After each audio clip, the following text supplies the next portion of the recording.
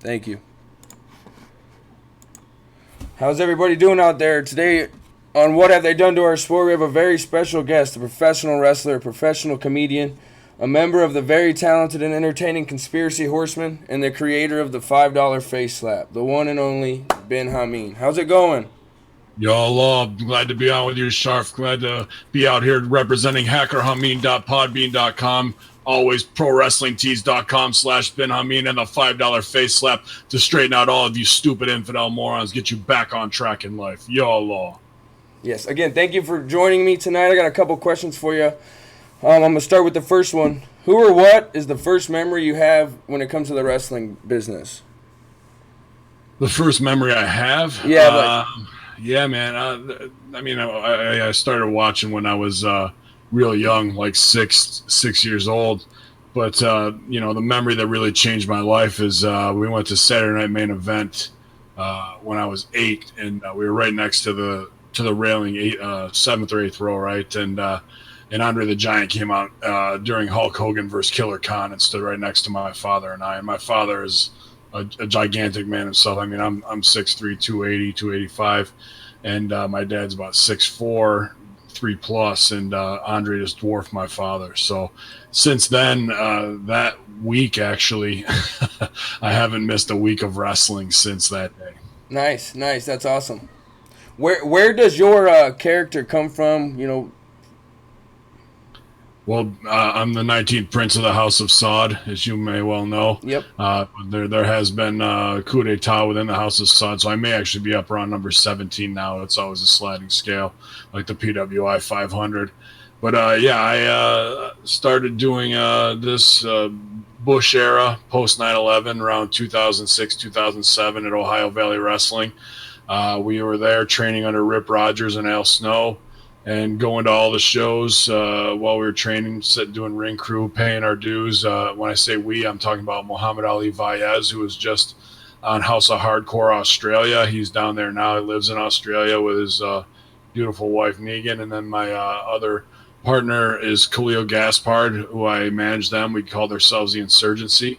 And then Turk John Chelik came down from Canada, and he was my bodyguard, and also current NXT coach Serena Deeb, who I captured and rewired. I won't say brainwashed.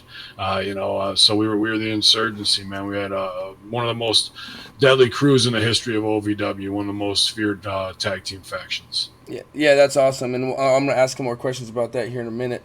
Yeah. Is the wrestling business everything you thought it would be?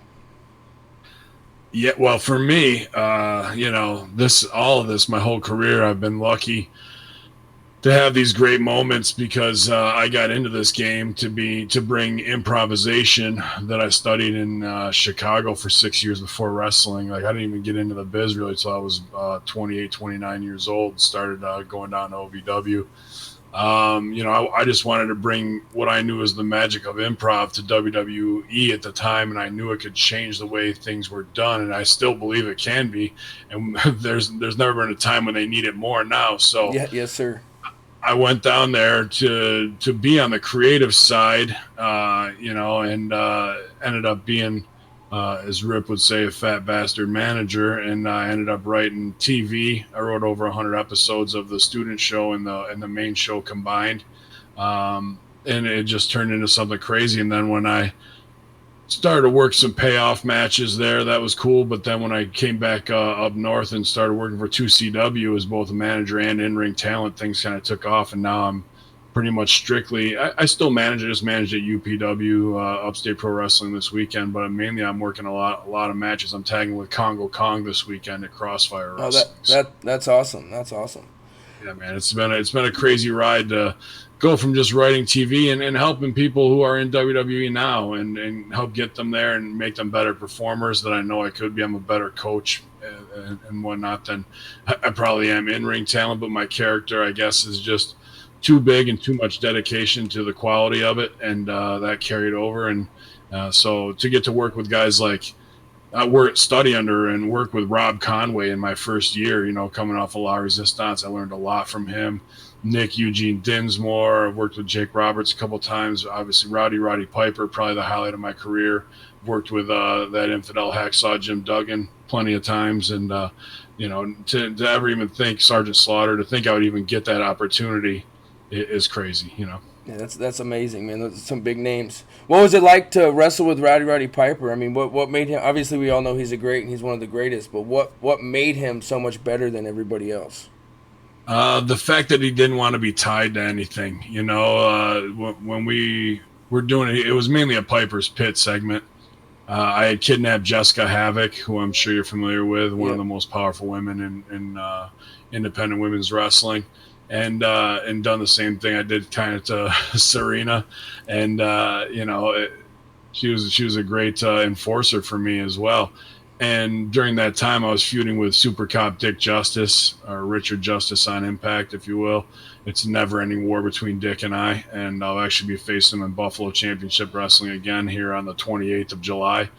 It was a Piper's Pit segment of kind of where's Jessica, and I wouldn't tell. And then Piper had enough, and it all fell apart. And can't trust the hot rod man, so he just took his belt off and whipped the piss out of both of us. I think he hit me about 19 times with the belt across the back. So it was pretty serious, man. But definitely a highlight, because a year after that, unfortunately, he passed away. So I got to be one of the last moments on Piper's Pits. That's amazing. That's something. Yeah, that's an amazing thing to have happen.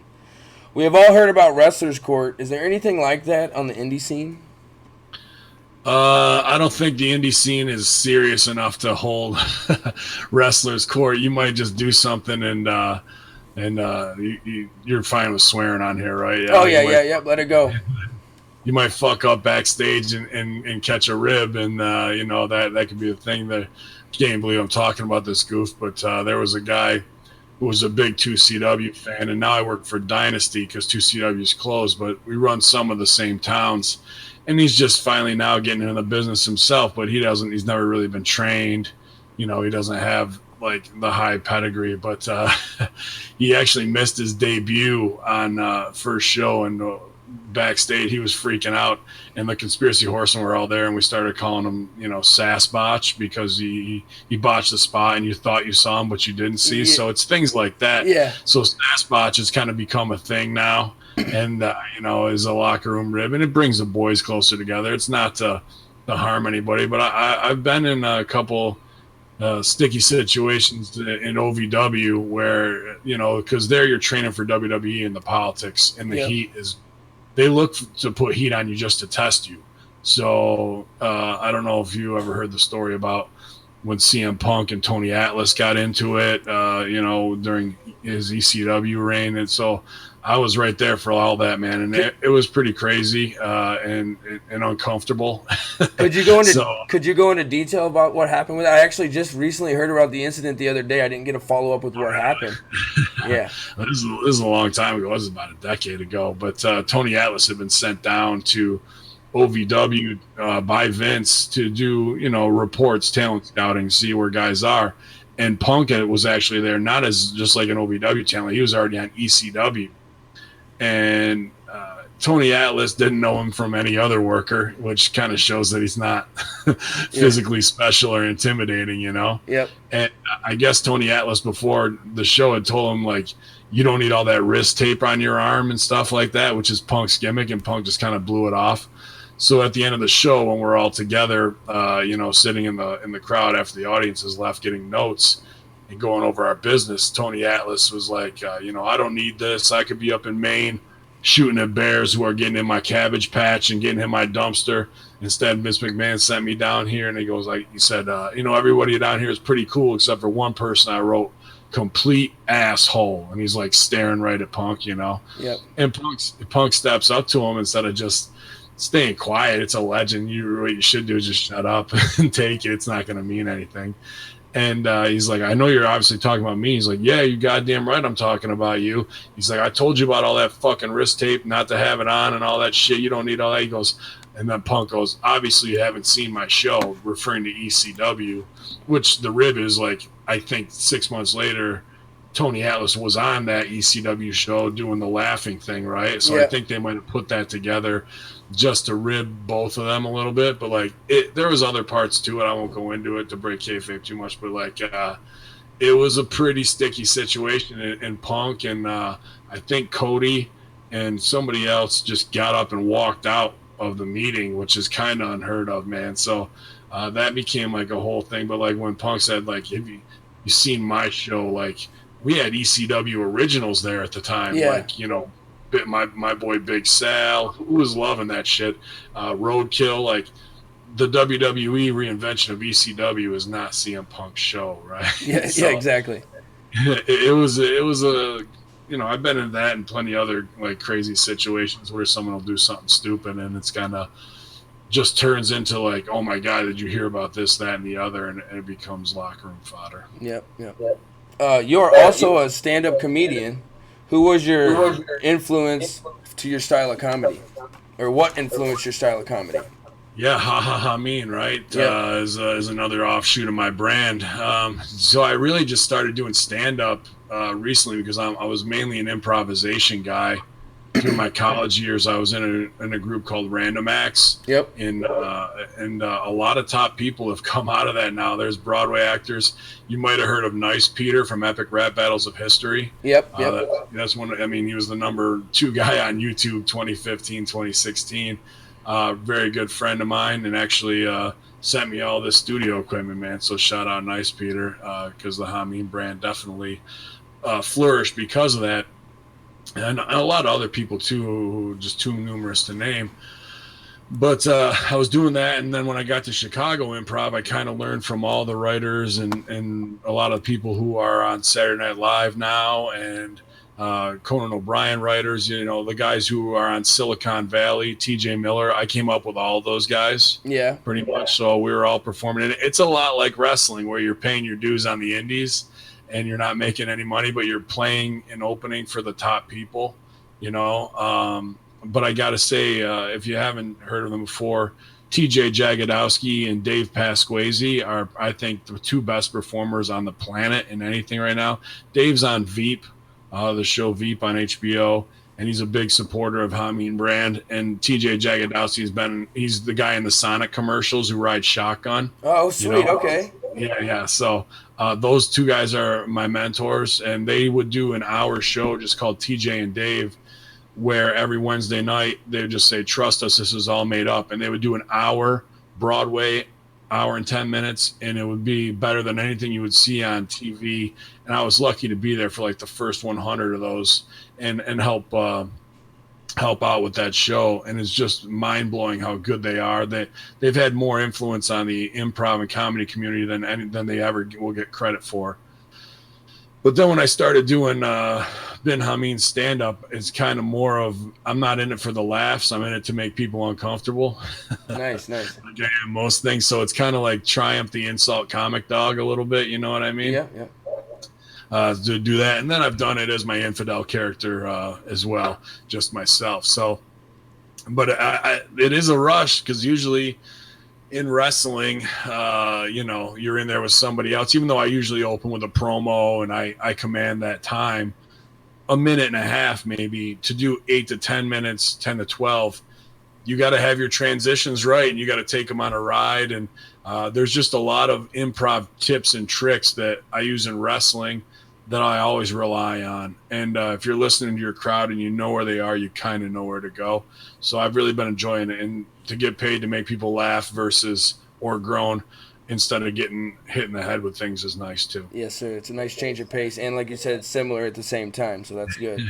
So But a lot of people are doing it, man. I know a lot of guys are on storyteller stuff. Like I opened for Honky Tonk Man and I opened for Hacksaw, doing their thing. But you know, Dolph Ziggler is actually doing the stand-up, and then his brother Ryan Nemeth, who came after I did OVW, he was an improv Olympic guy in Chicago too. So I was really pleased to hear that when that was going on, man. So from the things you've been saying, it seems like writing's your passion. Is that correct to say? I don't know anymore. I just don't. When I was at OVW, man, I had stacks, like script upon script, from everybody from Damian Sandow or Aaron the Idol Stevens, if you want to call him that at the time, or once the Spirit Squad got sent back to OVW, like, you know, Mike Mondo was best man at my wedding and all that. So I'm very close with all the Spirit Squad guys. So I would always try and help people. Serena Deeb, is always close to my heart on everything. And we call ourselves, and no one's ever gotten this, so you're getting exclusive. Nice. We kind of call ourselves the core. Yeah. And, there's a crew that we came up with there that was outside of the realm of some contract guys at the time. And all we had were each other to rely on.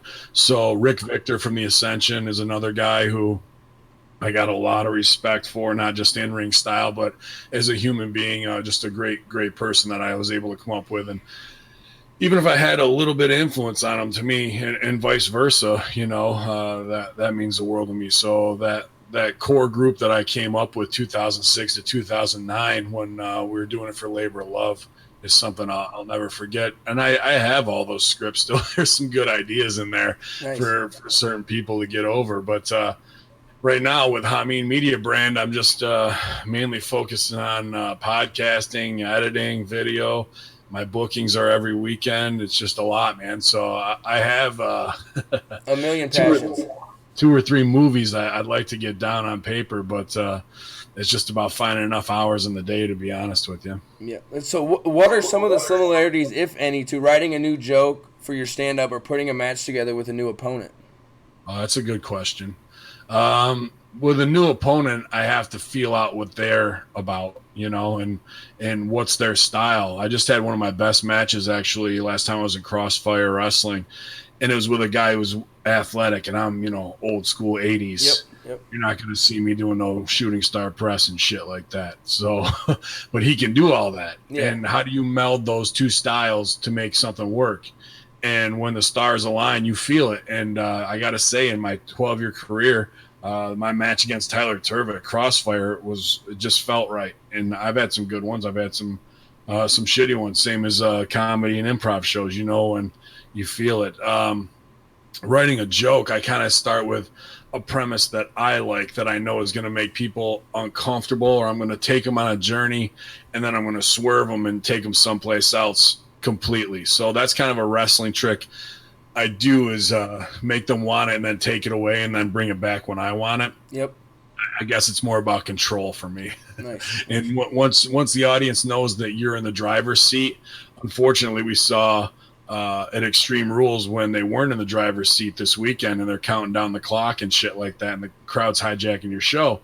And if you let them, they will. And if you give a heckler in a comedy club that power, you just lost all your power. You're up there with the microphone and the spotlight on you. It's not on them. That's not their showtime. So no infidel's ever going to take my spot that way. I'd say that's the difference between the two for sure. Nice. We'll go ahead and plug your T-shirts. I bought one myself. I bought the Heels Over Strong with President Donald Trump and a picture of yourself. I can't wait to get that in the mail and wear that around. That should get some faces turning. And so where can everybody find your T-shirts? Yeah, always is prowrestlingtees.com/BinHamin, BinHamin. Great shirts if you're just a wrestling fan. Ones to make everybody at your Thanksgiving dinner turn their head a little bit. The Trump shirt worked out good. I had a really great artist friend of mine had drawn a picture of me, and then I had seen right after Trump got elected, a very similar picture. So it's easy to boost that and put that illustration on a shirt. And Heels Over Strong, wrestling fans are going to get it. And it's kind of like some cities I'm in, people love that shirt. And then other times I'll come out to the merch table and that shirt will be turned over. Yeah. People can't take it. So it's funny to where I play, of who's going to buy it and whatnot. So, I've got a lot of little digs that I like to get in that way. It's all about getting a reaction in this business. Yes, and that's what I'm here to do, make it memorable and get a reaction. So you brought up Extreme Rules. I read something today that said Vince McMahon wasn't backstage at the pay-per-view. Do you think there's any credibility? Yeah, you think there's any credibility to that, or why would he miss a pay-per-view? He's not young anymore, man. Yeah. I've also heard rumors of, is it early onset Alzheimer's and some things, or maybe he just had a big XFL meeting he had to be at. Yeah. But I heard that Triple H and Billy Kidman ran that, and there was that spot during that Iron Man match where they were taking over, where they took the clock off of the Titantron, and boy, did the crowd react even bigger then, because that's their mistake. Like, they were going to keep doing it, right? Yep. They were going to bring up their phones and go on the network to see the clock, because the second they took the clock down, they gave even more power to the fans. In wrestling, we call it the no sell. You have to no sell some bullshit, even if they keep doing it, right? Yeah. Because then it's on them. The fact that they took it down because they thought, oh, that'll stop them from counting, that made them want to do it even more.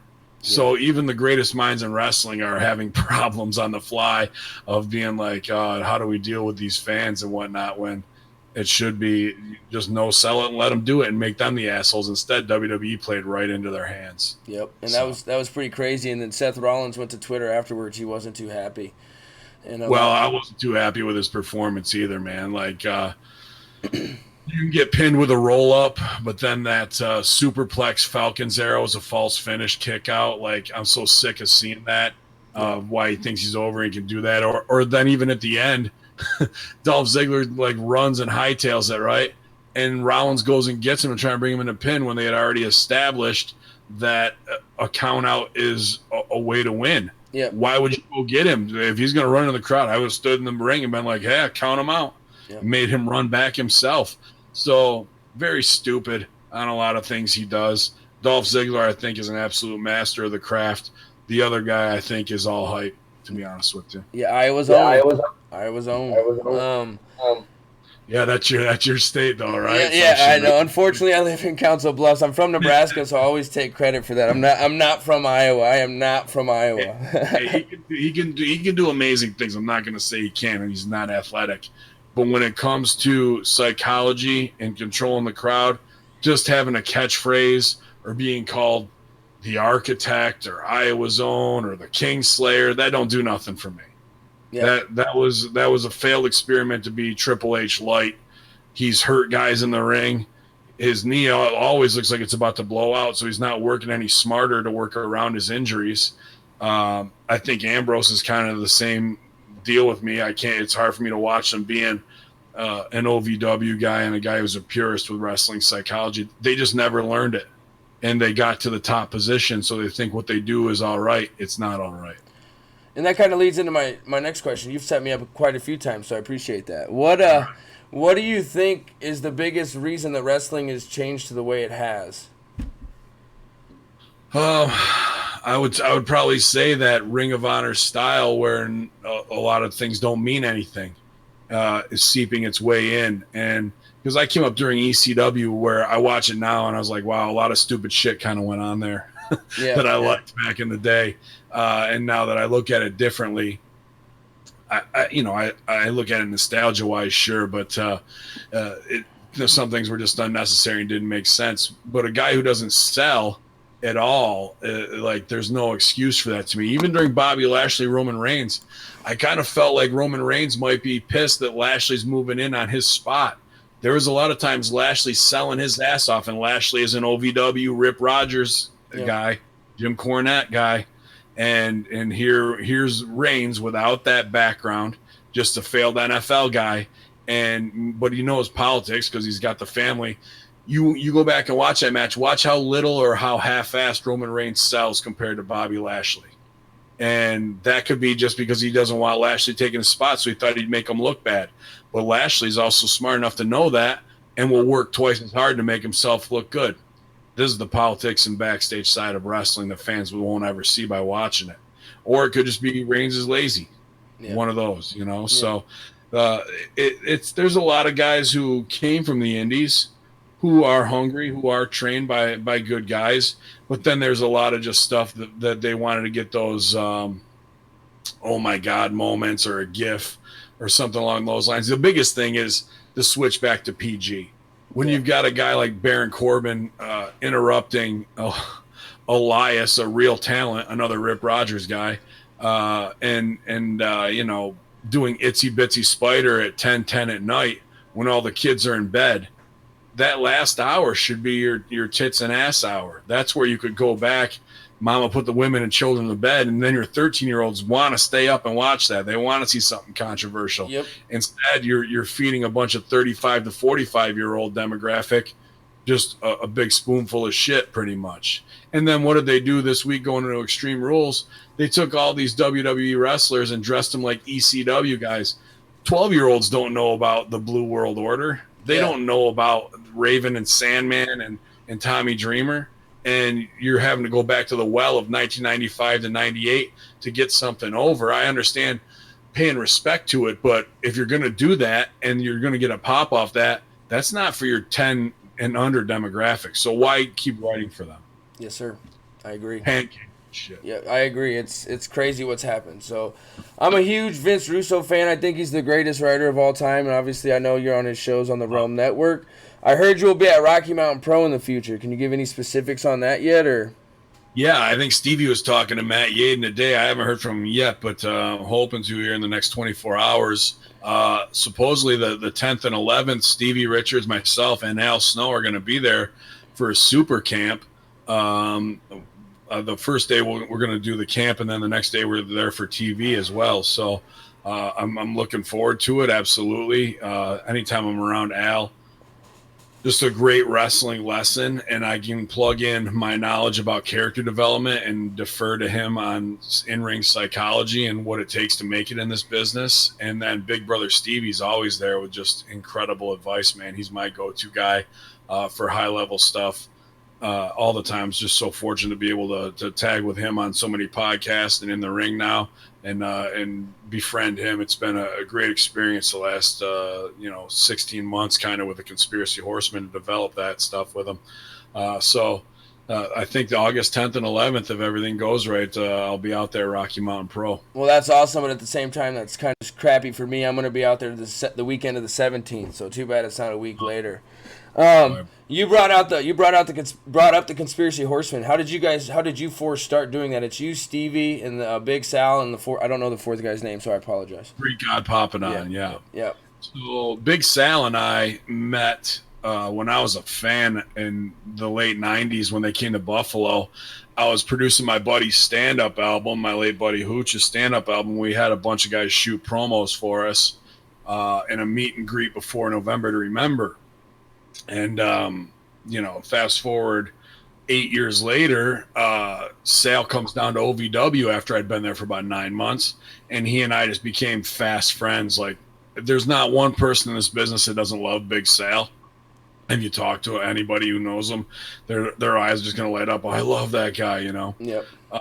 So that was cool. So Sal and I, been friends for about 9 years now, but I would see, and I met Greek God Papadon at a show.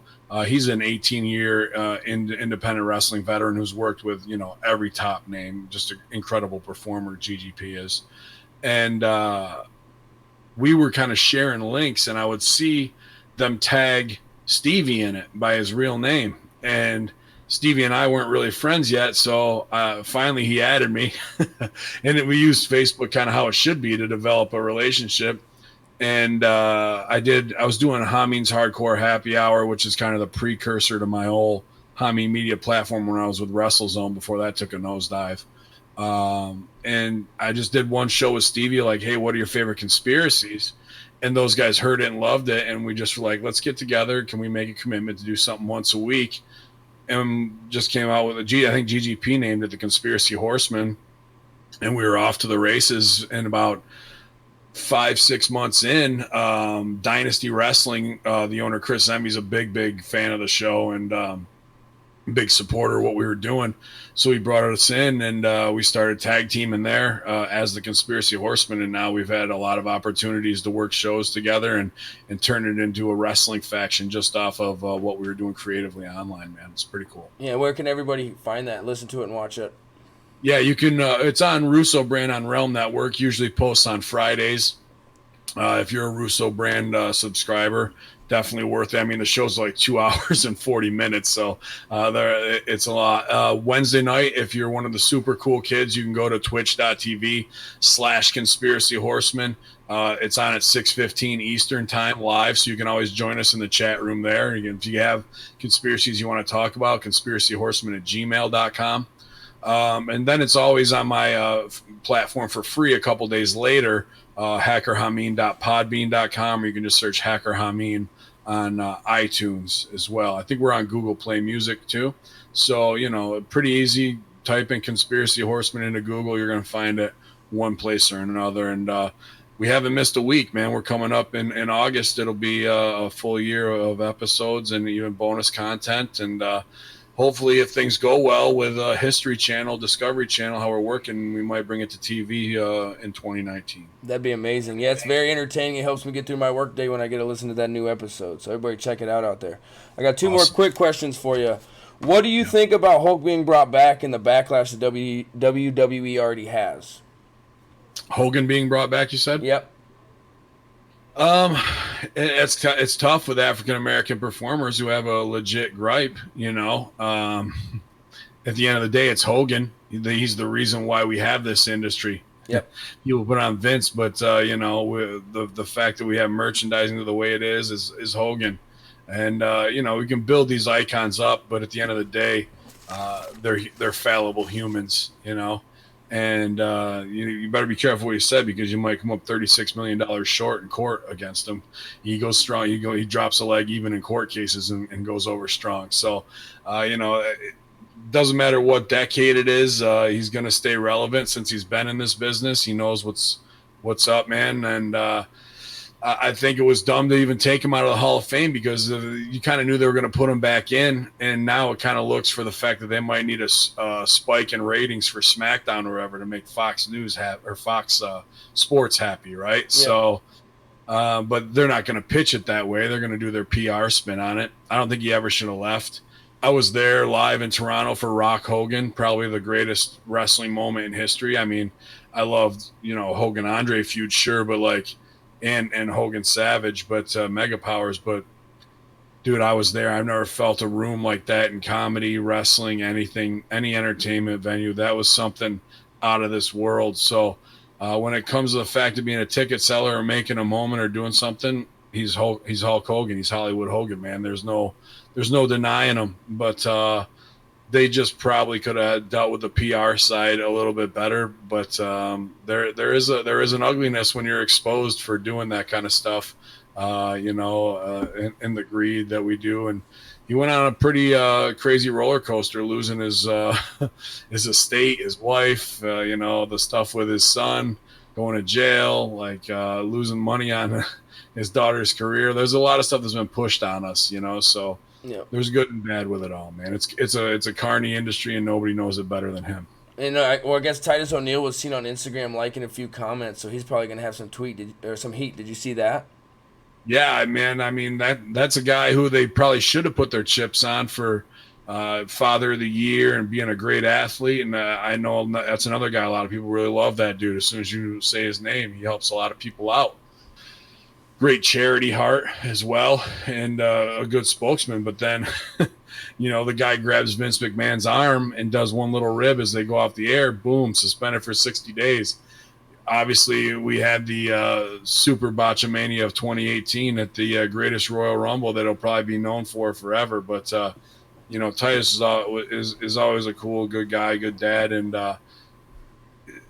it's a man to stand up and say when something's wrong instead of just staying small and keeping your mouth shut. If he's got something to say, and there's I'm sure he's got guys like Mark Henry behind him, and even New Day and that kind of stuff. Yep. You got to face those guys, man. And are you just going to go in and brother and do the wrestling handshake? Well, what does that mean after you've said all that? Yep. If guys are trying to be real with each other, so. Maybe there needs to be a big sit-down wrestlers court that way, even for Hulk Hogan.